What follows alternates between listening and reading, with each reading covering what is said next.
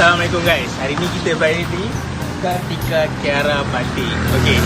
Hari ni kita nak tengok batik-batik macam mana dibuat, macam mana diperhalusi dan dipasarkan. Alright, jom. Pada abang, hai gembira rasanya. Adik senyum-senyum, senyuman yang menggoda. Adik jangan bingung. Okey, baik Encik Fazril. Jadi kami ada nak melakukan sesi temu bual sedikit berkaitan dengan seni batik. Okey, jadi yang soalan pertama berkaitan dengan latar belakang pemilik. Okey, nama saya Muhammad Zulfazli Muhammad Nasir. Saya anak kepada pemilik ni. So, industri batik ni di-start oleh ayah saya lah.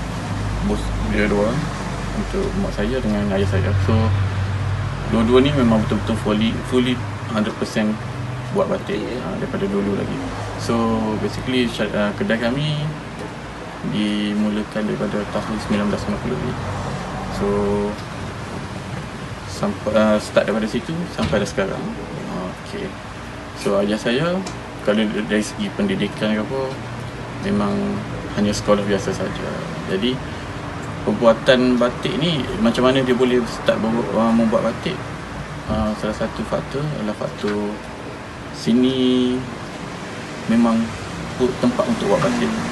Kawasan PCB memang tempat untuk buat batik. Memang kawasan tumpuan untuk seni batik lah. Ya, kalau ikut daripada dulu lagi, daripada tahun 80-an lagi, memang tempat PCB memang tempat untuk buat batik. Bermula daripada batik sarung sampai sekarang pada kain pasang. Okay, macam tu. Baik, Encik Fazril, untuk soalan seterusnya, bagaimana penglibatan pemilik dalam seni batik ni?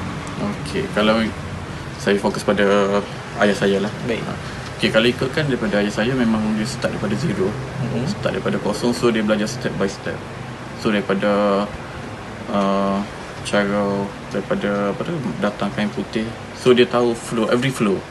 Dia tahu cara nak buat, cara nak melukis, untuk mewarna, untuk matikan warna. So dia start daripada kosong. So apa yang boleh saya kata, ayah saya daripada terlibat daripada A sampai Z untuk proses pembuatan batik. Daripada batik lukis, batik blok, so semua dia dah pernah terlibat. Okey, baik. Seterusnya, kita ingin tahu bagaimana reka bentuk dan motif yang biasa digunakan dalam seni batik. Okey, kalau ikutkan macam konsep kan. Kalau ikutkan konsep dia macam, the main dia ada dua. Kebanyakan kami ada flora dengan abstrak. Okey. Flora yang bunga kan, abstrak macam bentuk-bentuk.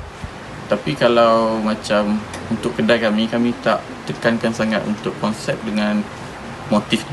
Sebabnya kalau ikutkan macam, contohlah kita buat motif bunga tulip, contoh bunga raya, benda tu akan bermusim. Contohlah kita buat bunga tulip, untuk range dalam masa sebulan atau 2 bulan, benda tu akan mati.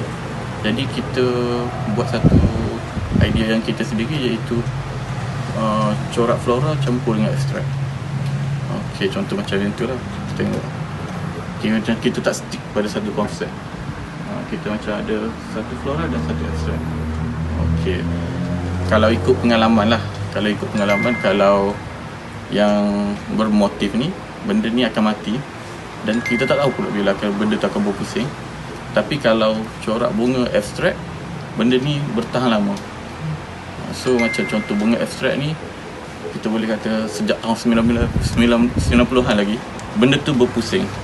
Dan sampai sekarang pun still ada permintaan untuk bunga abstrak. Sebab tu kita tak tekankan sangat untuk konsep.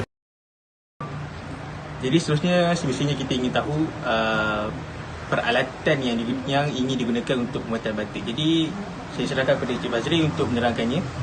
Okey, untuk menghasilkan batik, yang tadi kita dah explain pasal bahan. Okey, ni untuk peralatan dulu. First of all, untuk batik lukis, kita kena ada canting dia untuk melukis. Yang kedua, untuk mewarna pula, kita kena ada berus. Okay. Untuk set up tempat, kita perlu, memang benda ni penting untuk frame untuk letak kain. Sebabnya batik ni kita perlukan satu tempat yang betul-betul terik lah, orang kata. Okay, macam tegang. Kain tu kita kena pastikan betul-betul tegang. Okay, sebab tu frame pun memainkan peranan. Okay, kalau untuk, macam saya kata tadi, untuk batik blok pula, meja dia, peralatan lah. Satu lagi blok. Dua tu yang memainkan peranan besar. Kalau blok rosaklah kain. Kalau meja rosaklah kain. Untuk batik blok. Untuk batik skrin pula, dia frame dia berlainan. Jadi kalau frame dia kurang berkualiti, kain pun tak akan berkualiti. Jadi itulah peralatan dia untuk 3 jenis batik. Jadi untuk penghasilan blok batik tu, bahan apa yang digunakan untuk membuat blok tu sendiri? Kalau blok logam. Kalau kita ikut dulu kalau ikutkan based on saya baca sedikit daripada sejarah, dia kata dulu guna kayu. Guna kayu. Lepas tu sekarang dah berevolusi, sekarang dah guna betul-betul logam. Okey, baik. Okey, baik. Seterusnya untuk pengetahuan semua, soalan seterusnya berkaitan dengan bahan yang digunakan untuk pembuatan seni batik. Okey, bahan untuk penggunaan untuk menghasilkan batik. Okey, untuk sini kita dapat simpulkan ada 4 jenis batik. Satu batik skrin, satu batik lukis, satu batik trap. Satu lagi saya tak ingat. Tapi kalau untuk 3 ni, kalau untuk batik lukis hanyalah canting dengan lilin. Lilin, lepas tu ada pewarna dan satu lagi panggil silikit untuk matikan warna. Okey, kalau untuk peralatan untuk melukis. Kalau untuk blok pula, blok kita kena ada sarang dia lah. Sarang dia perlu tempah, dan untuk blok pula kita perlu hasilkan meja. Itu sedikit renyah untuk penghasilan mula-mula tu. Untuk batik skrin pula kita kena ada frame dia dan lilin dia pun lain sikit baju. Okey, so untuk cara ketiga-tiga jenis batik ni tak lari daripada penggunaan lilin. So lilin satu komponen yang penting lah untuk menghasilkan batik. Lilin, pewarna dan juga alat untuk mematikan warna tu kita panggil silikit. Jadi kiranya orang kata bahan utama untuk penghasilan batik tu sendiri ialah lilin lah. Lilin perlu dicampur dengan rosin dan juga minyak masak. Okey, rosin untuk membuatkan lilin tu lagi lembut. Lepas tu minyak masak untuk membuatkan lilin tu lagi masuk ke dalam kain. Kalau kita tak tambah minyak masak, dia akan jadi cepat rosak lilin. Okey. So tiga-tiga tu memainkan peranan. Baik, itu saja. Okay, baik, Encik Fazrin. Untuk seterusnya ialah fungsi dan penggunaan seni batik. Jadi bagaimana pencerahan daripada Encik Fazrin? Okey, kalau untuk kami, fungsi batik kita aplikasikan untuk banyak produk. Seperti saya kata tadi, macam kalau dulu kita famous dengan sarung. Okey, kalau dulu kain sarung dan zaman beredar. Lepas tu belum orang buat baju tidur, kain pasang. Lepas tu contoh kaftan moden lah, baju vario lah, baju berjalan. Kalau ikutkan untuk produk kami saja, kami guna banyak seni batik. Untuk kain pasang, untuk kemeja lelaki, untuk kemeja tak formal, kegunaan batik banyak. Selain itu kami pernah juga buat untuk portrait, untuk gambar, untuk perhiasan. Okay. Untuk seni lukisan batik kita buat album, buat untuk tak di dinding. Betul. Okey. Okey, untuk proses ringkas dari awal hingga akhir pembuatan batik boleh Encik terangkan? Okey, untuk proses ringkas untuk proses daripada awal hingga akhir. Okey, daripada awal kita start daripada pemotongan kain. Sebab kain sampai satu pemotongan kain.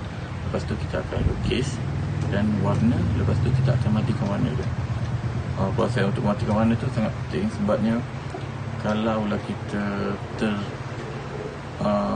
kalau kita buat secara cuai, ia akan final produk tu akan memberi kesan. Contohnya warna akan luntur. Okey, itu. Soalan yang last, harapan tuan dalam seni batik. Okey, harapan saya sebagai penjual batik dan salah seorang yang terlibat dalam batik, saya mengharapkan ada kesedaran untuk menggunakan batik, sebab batik ni salah satu heritage negara kita, salah satu khazanah, salah satu craft tangan yang kita dapat hasilkan.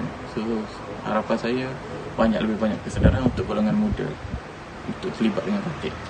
Okey, cepat. Alright, sekarang mari kita sama-sama ke tempat pembuatan batik bagi melihat cara dia orang membuat batik. Let's go.